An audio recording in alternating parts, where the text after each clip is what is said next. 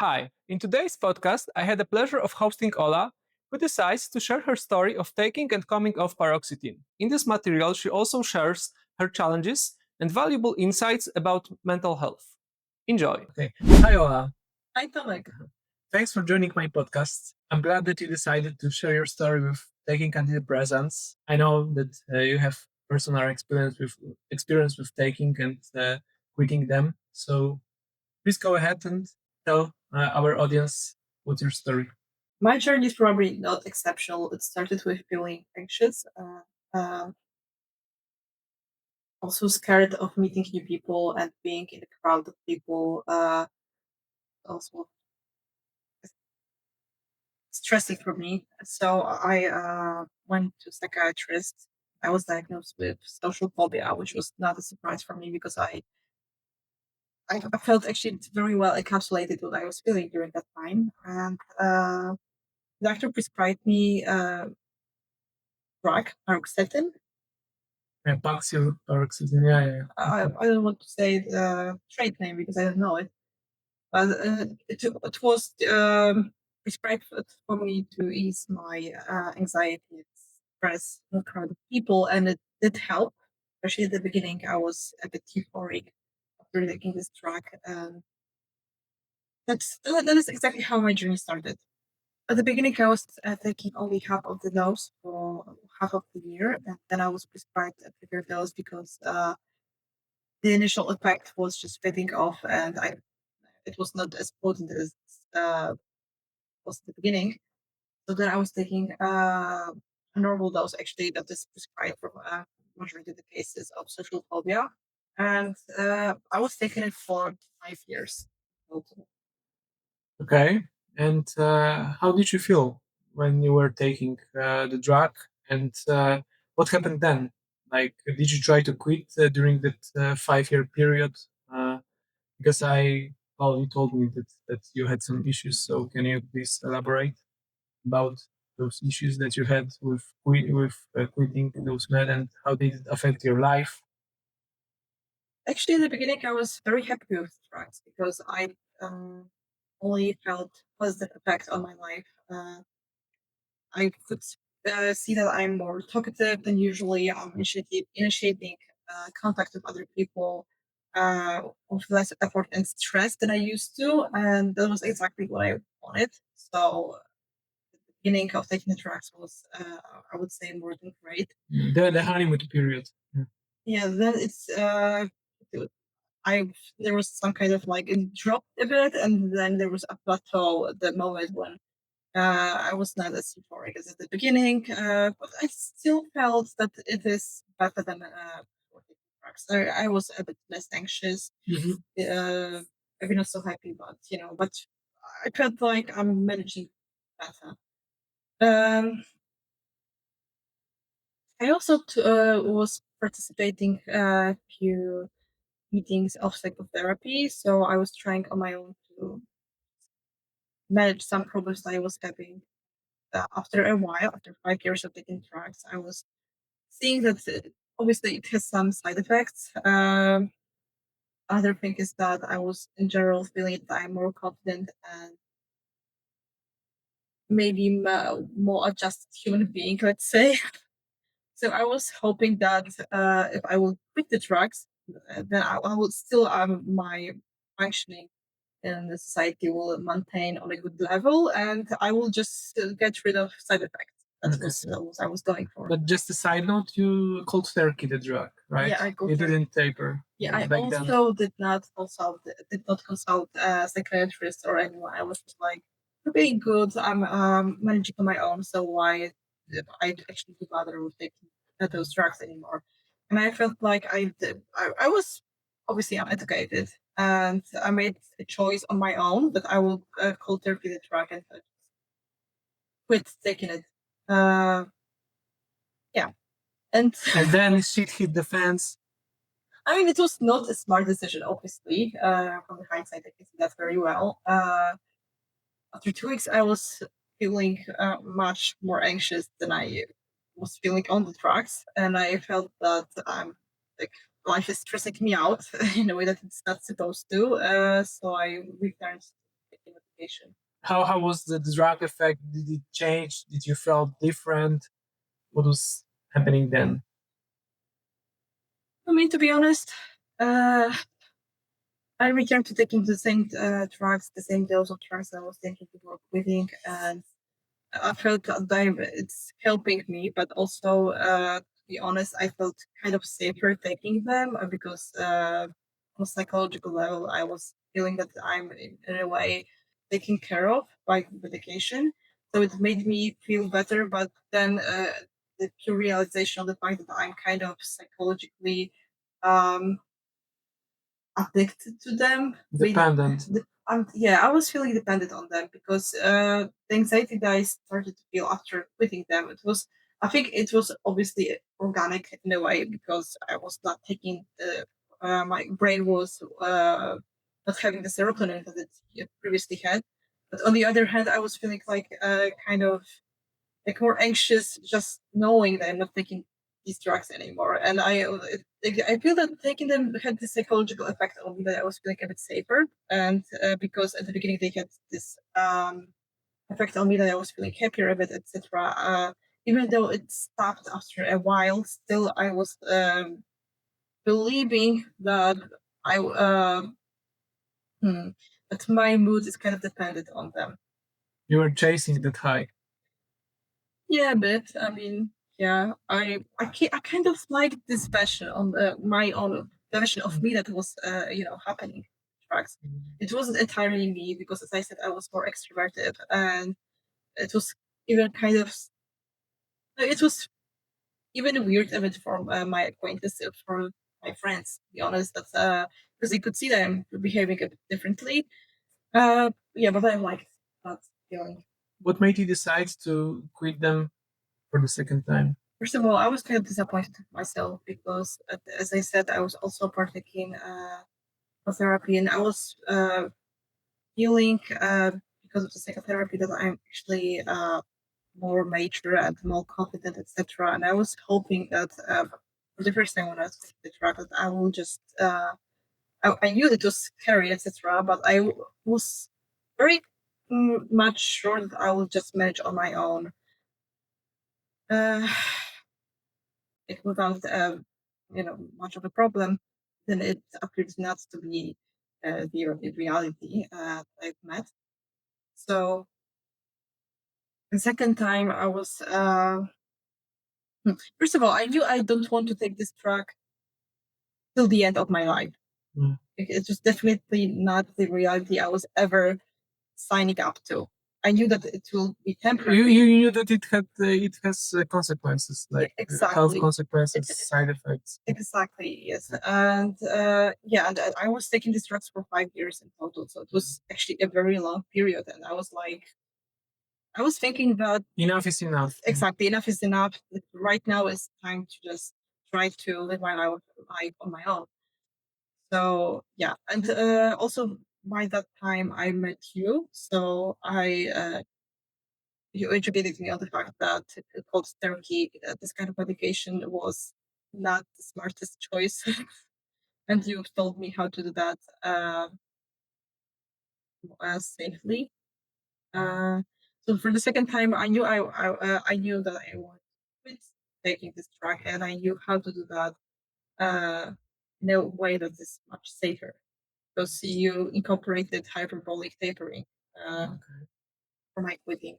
And so, how did the hyperbolic tapering go? Like, did you feel any difference when you quit the drug gradually instead of cold turkey? How did Yeah, your body obviously, react? like the anxiety that I was feeling after 2 weeks of cold therapy, the drug was really like hard to cope with. And with hyperbolic tapering, this anxiety was not. Actually, I was not feeling much of a difference from the during passing. If weeks were passing and still I was feeling pretty much the same, and that was surprising for me because after the first experience, I was sure that it will be difficult, and I knew that, and I was prepared for the fact that I probably after a while I would feel sad or something like that. But to be honest, my mood was really stable. And even you kept asking me how am I feeling, etc. And I was all the time responding with uh, a surprise, and also I was telling you I'm feeling pretty good because I had the acute, let's say, Yeah, withdrawal effects just did not occur. yeah. Okay. Well, I'm happy to hear that, but also I know that recently you are experiencing some protracted withdrawal symptoms. Is that correct? Like even though we did the hyperbolic tapering, you're still experiencing protracted withdrawal symptoms, at least. Well, I mean, okay, obviously, it's hard to distinguish on your own whether it's protracted withdrawal or just recurrence of your, let's say, initial diagnosis. But after a while, even though I was hesitant at the beginning to admit that, I know it's challenging to distinguish withdrawal with relapse. Mhm. But can you please share with us, like, what do you think are the most challenging symptoms that you are dealing with right now, and that you may assume that they are drug induced compared to your pre-existing condition with your social anxiety? Yeah, I mean, dependency itself, dependency on the drugs is not a positive thing because psychiatrists prescribe them mostly to young people that are struggling with because I think that depression or other like anxiety or different those kind of disorders are pretty much common in young people, and it when you're prescribing a drug to a young person and you're basically sentencing this person to take this drug the whole life, it should be taken into an account.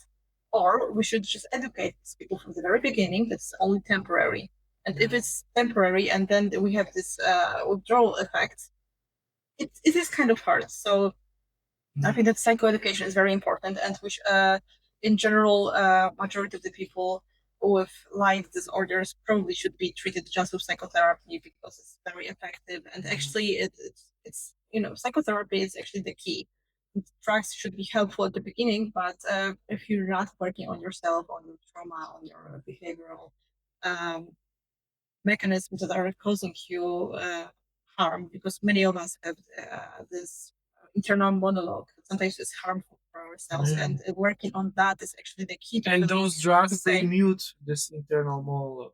They makes you careless and don't overanalyzing. But this overanalyzing part Mhm. is just your mind is telling you how to resolve your I mean, difficult it's situation. So it's drugs are not making this internal monologue not inexistent. It's just not so persistent it's during the muting. day, maybe, but it still exists, and still working on it is simply inevitable, whether you like it or not. And work on yourself has to be But done. it's tuned down. I mean, when you are on the meds, it's tuned down, and you don't have this, I connection feel with your. this feeling it's very different on, I guess, from person to person. But in my case, Yes. I felt like it was like, for example, I was having this internal monologue all the time in my head during interaction with other people.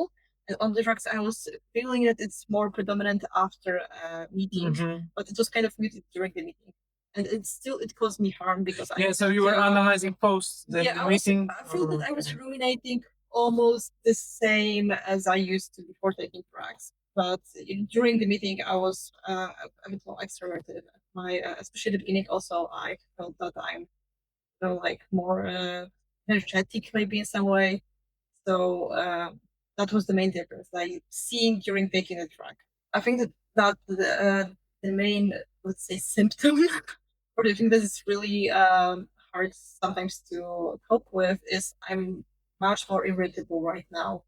That is, I need to work right now on my personality on different level because small things are causing me to feel, a bit angry or etc. Also, I do not feel much of a happiness lately. And may I ask, what did you learn from this experience with psychiatric medications? I mean, did you regret taking them in the first place, or do you think that they had positive impact on you? Do you regret it? First of all, I think that they were unnecessary. That my problems were obviously for me very hard to cope with, but I think that but I was having the same problems throughout years before I decided to take medications. And I think that being just patient with starting just from psychotherapy could be effective, and it wouldn't cost me uh, you know the productive withdrawal effects symptoms that I'm having right now. But on the other hand, I was also curious of I was not just simply educated on the consequences of taking them, and I knew that there is a pill that you can just by taking it, you can feel better and you can have a life that seems to be easier.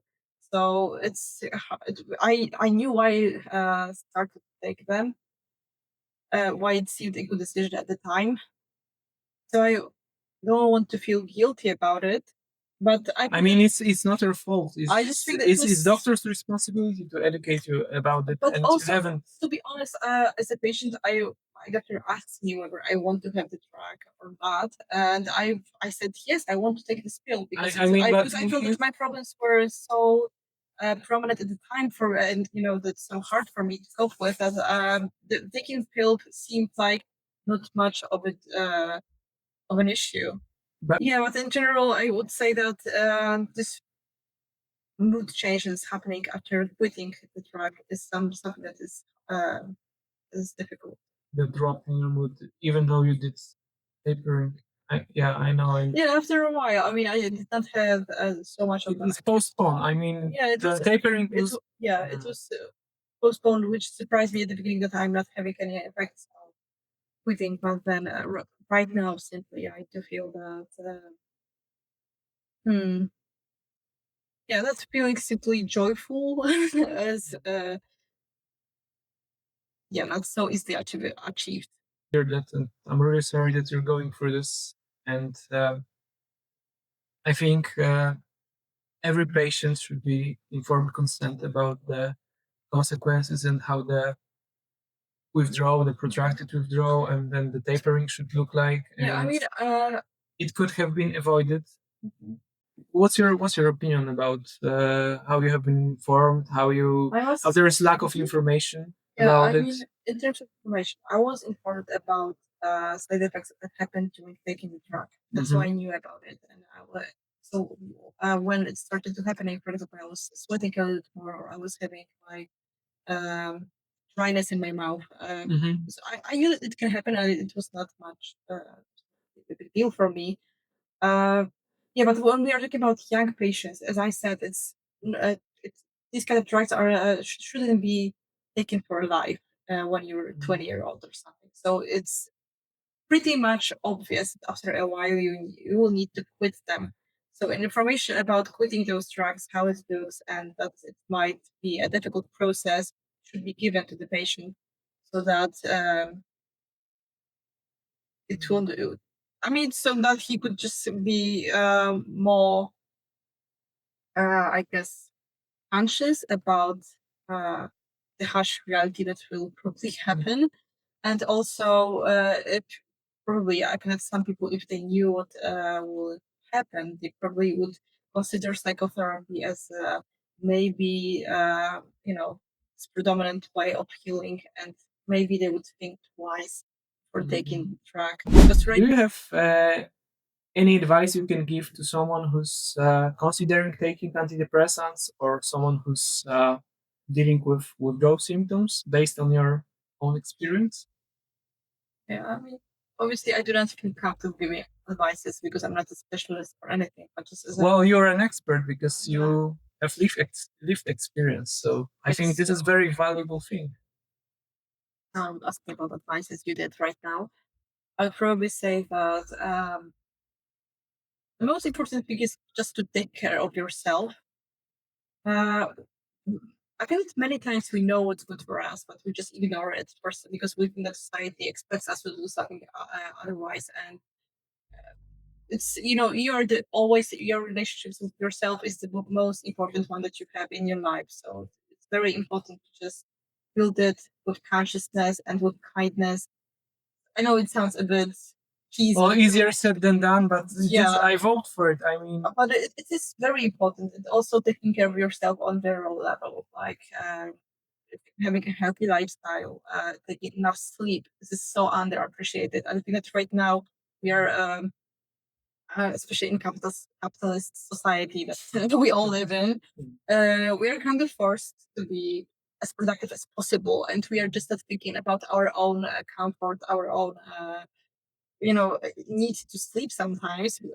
I remember myself as being a student, I was just ignoring my physiology as much as possible because I wanted to do all the things that I felt were necessary. But to be honest, I wasn't, anyway.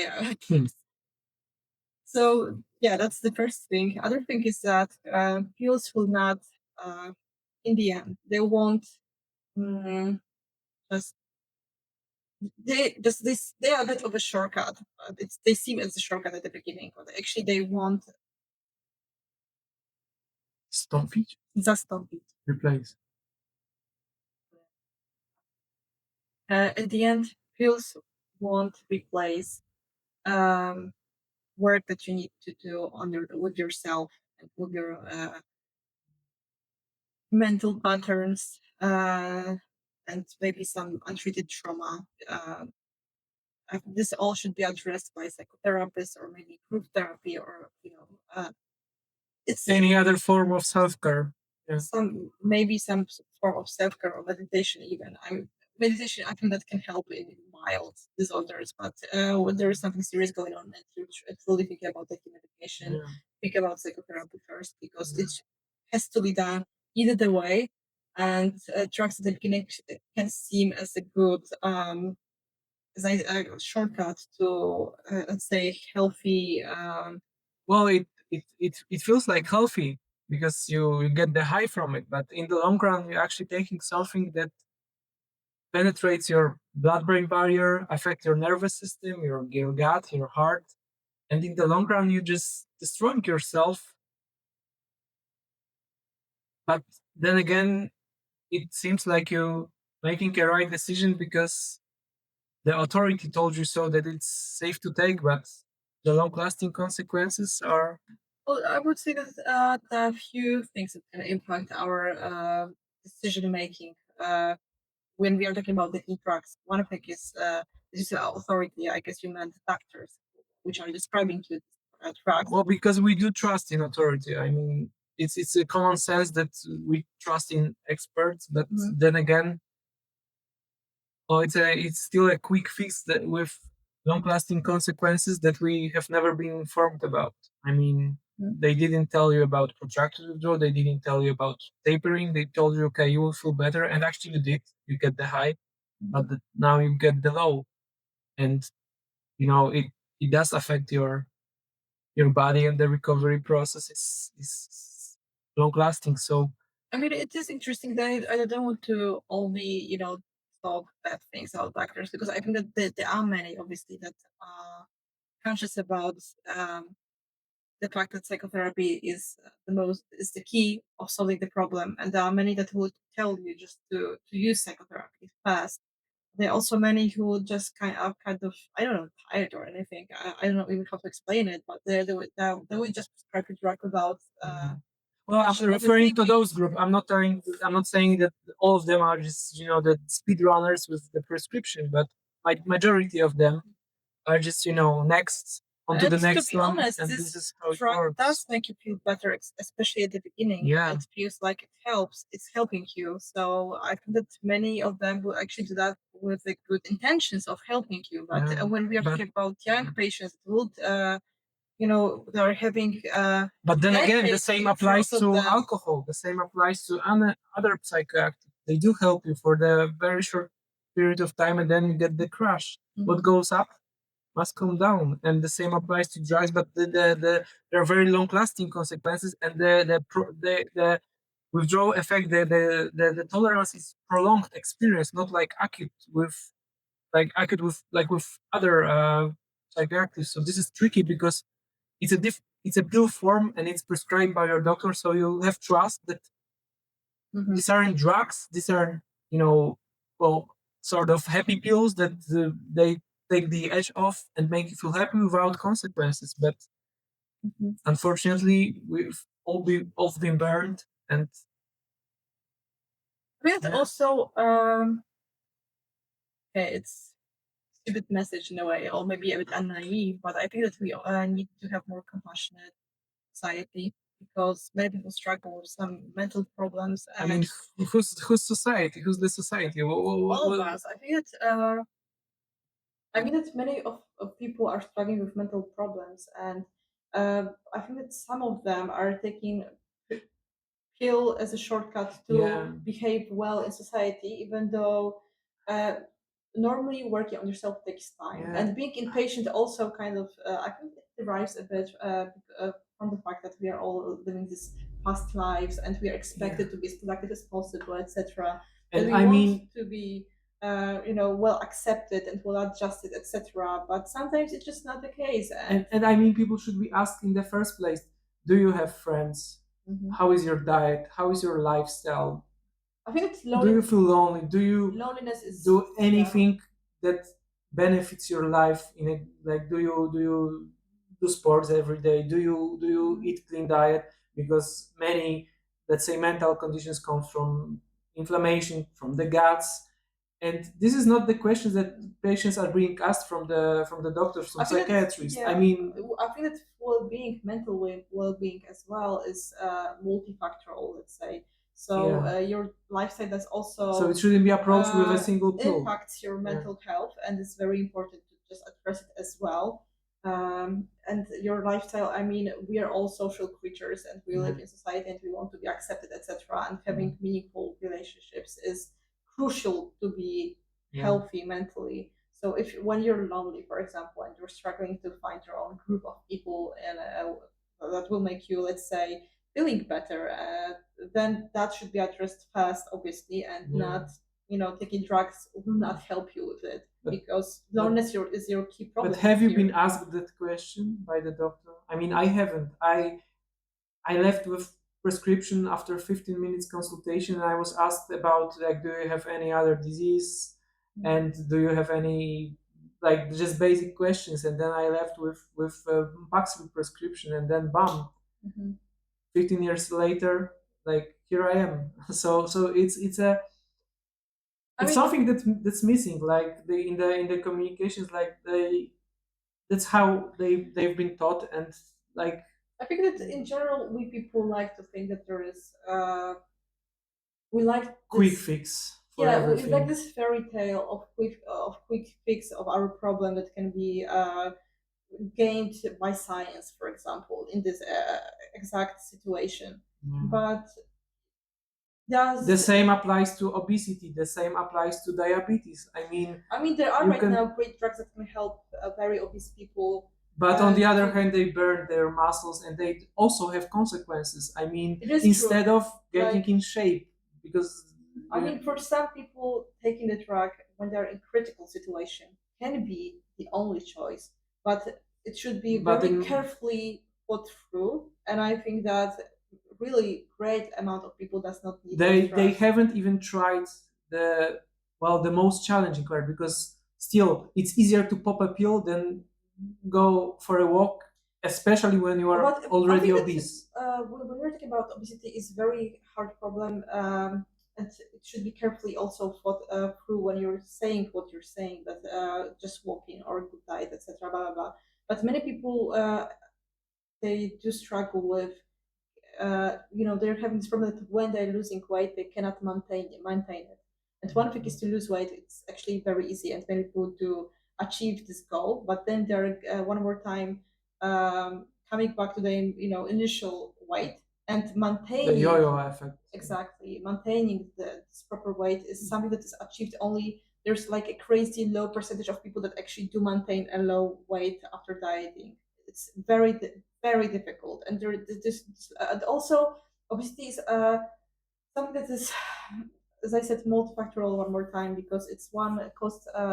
It's determined by your lifestyle in a great way, but also by genes and to some extent, because you have different predispositions. depending genetically, depending on what you're given.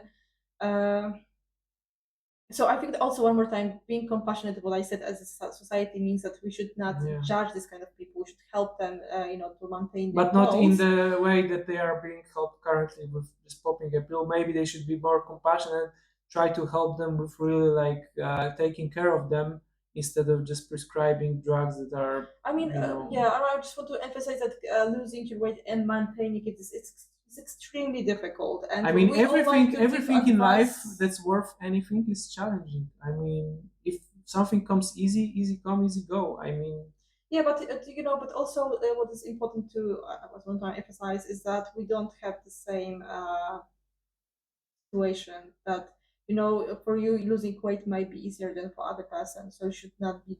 I think that we should all restrain from judging these other people from their life choices. yeah, I'm not talking about judgment. I'm talking about the real help for those. I mean, Mhm. avoiding And quick what is the, fixes with long-lasting consequences. This is Mhm.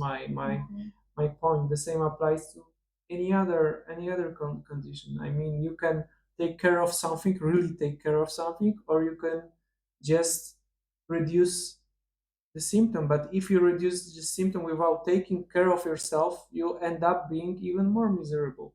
And this is um, my way of thinking, and the same applies. Well, the our topic, like the psychiatric medications. Okay, you get you get help, you get the high, you get your anxiety muted, but here you are on my podcast discussing how your mood has dropped, how your irritability has risen, and this is it wouldn't be here. It wouldn't you wouldn't have those symptoms if you addressed your condition, let's quote unquote condition, your anxiety in a different way. I mean, it's easy to say, but right now you are suffering because of the decision that you have made and you have never been informed.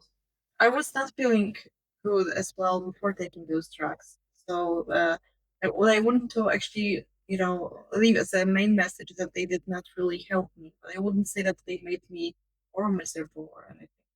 Maybe different. And they just let's say the pain I was feeling for taking those drugs right now is a bit different, just because I already managed to cope with some things. And right now there are other things like that are related with protective withdrawal, but